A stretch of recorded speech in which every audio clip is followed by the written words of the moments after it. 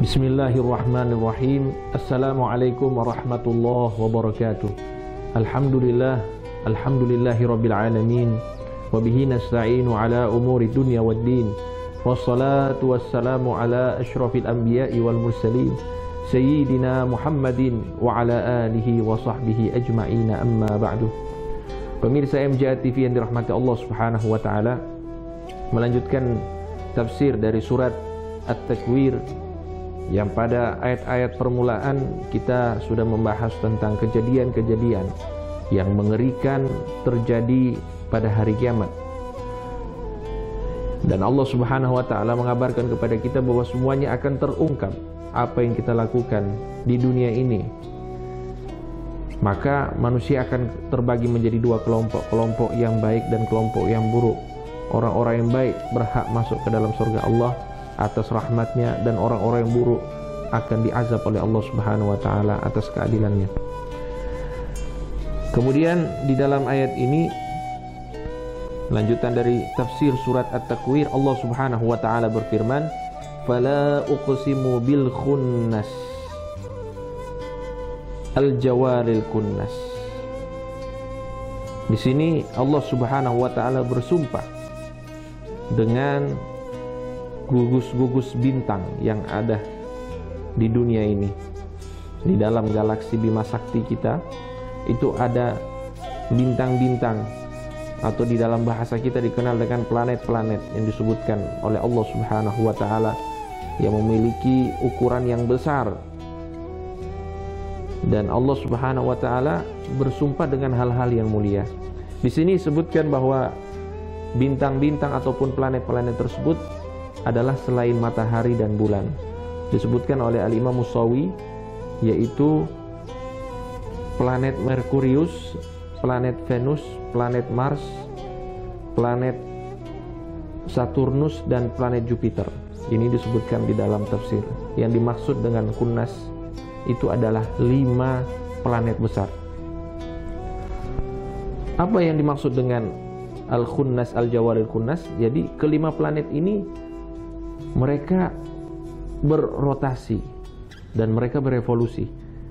Jadi mereka mengitari planet, mengitari matahari sesuai dengan rotasinya masing-masing dan kembali ke tempat yang sama. Artinya, siapa yang bisa membuat mereka seperti itu kalau bukan Allah Subhanahu wa taala?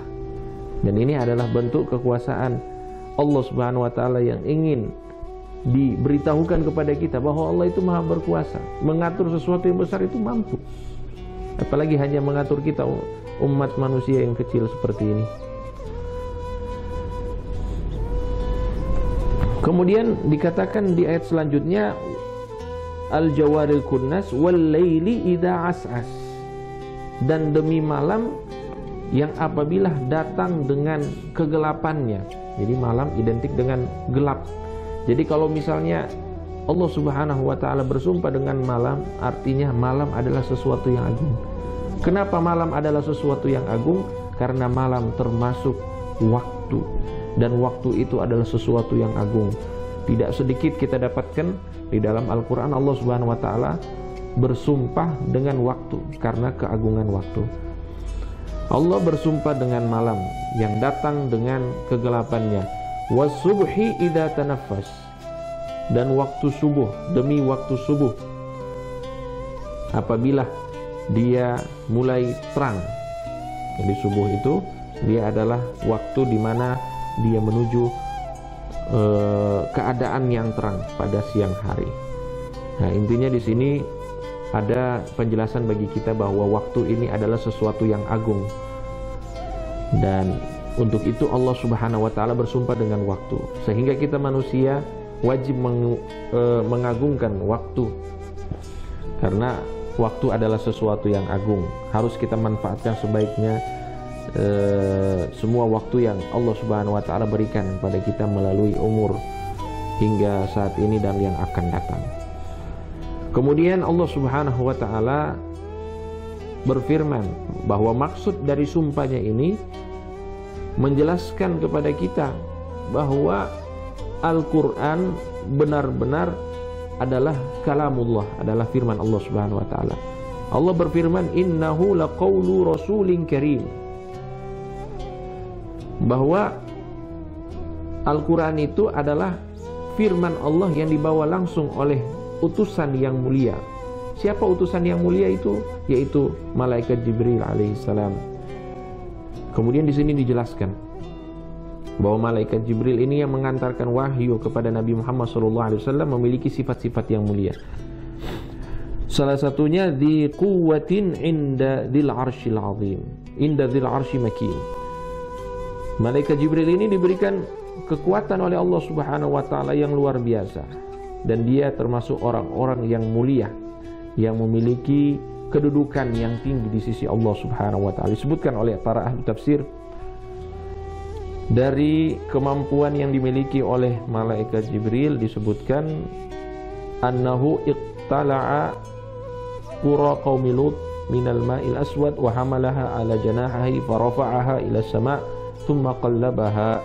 Jadi azab yang Allah Subhanahu wa taala tetapkan kepada kaum Nabi Lut alaihi salam, karena mereka itu terkenal dengan kaum Sodom, mereka yang melakukan homoseksual, melakukan lesbian di antara mereka, diazab oleh Allah Subhanahu wa taala melalui malaikat Jibril. Malaikat Jibril mengangkat satu kampung, bayangkan satu kampung kaum Nabi Lut itu diangkat dengan sayapnya ke langit, kemudian dibalikkan ke tanah sehingga mereka semuanya binasa.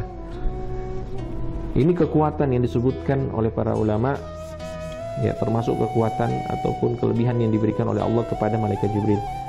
Kemudian juga malaikat Jibril mampu berbicara dengan Nabi Isa alaihissalam. Kemudian malaikat Jibril itu mampu melihat iblis, sedangkan iblis ini adalah pimpinan orang atau pimpinan makhluk terjahat. Dan juga bukan hanya melihat, fatafukhuhu bijanahi nafkhah fa'alqahu ila aqsa jabal khalfal hindi fasaha sayhatan. Jadi bisa dikipas.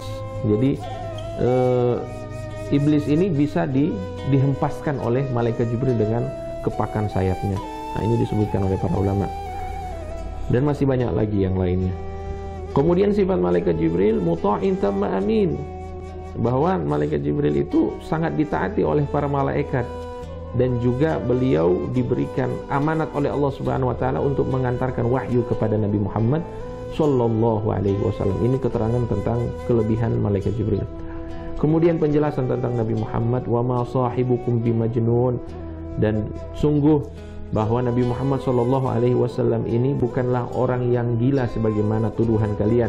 Walaqad ra'ahu bil ufuqil mubin.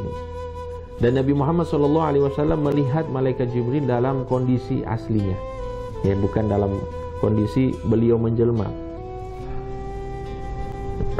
Disebutkan dalam riwayat bahwa malaikat Jibril itu tingginya sangat tinggi sehingga tidak terlihat ujung kepalanya, dan sayapnya itu menutup ufuk barat dan timur. Ini disebutkan di dalam hadis. Sangat besar malaikat Jibril alaihi salam. Wa ma huwa 'alal ghaibi bidhanin. Dan Nabi Muhammad sallallahu alaihi wasallam itu tidak bakhil dengan kabar-kabar yang gaib. Artinya semua yang gaib-gaib itu disampaikan oleh Nabi Muhammad sallallahu alaihi wasallam kepada umatnya. Dan tidak mungkin Nabi Muhammad itu mengurangi apa yang disampaikan oleh Allah kepada dirinya untuk disampaikan kepada umat. Kemudian dijelaskan lagi, wa ma huwa biqauli syaitanir rajim, dan Al-Quran itu bukanlah perkataan setan yang dilaknat oleh Allah Subhanahu wa taala. Karena dulu syaitan itu memiliki kebiasaan mencuri kabar-kabar langit. Al-Quran itu bukan itu. Karena curian dari kabar-kabar langit itu biasanya dipakai oleh para dukun.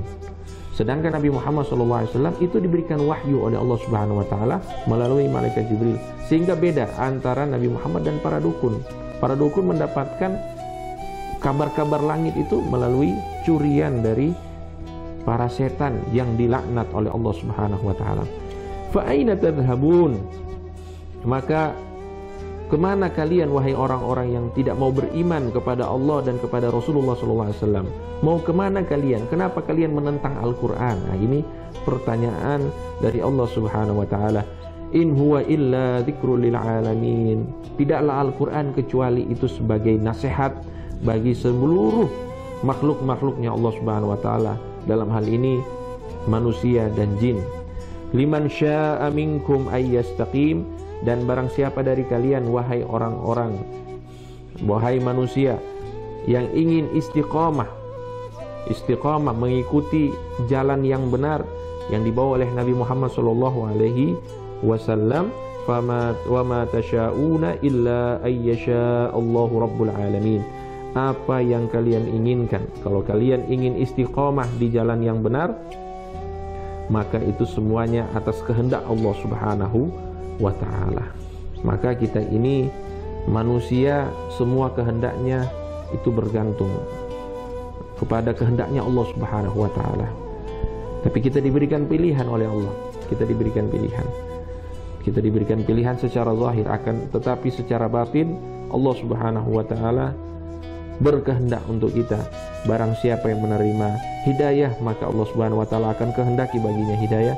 Dan barang siapa yang tidak menerima hidayah, berarti Allah Subhanahu wa ta'ala telah menghendaki bahwa dirinya tidak menerima hidayah, sebagaimana sabda Nabi Muhammad sallallahu alaihi wasallam.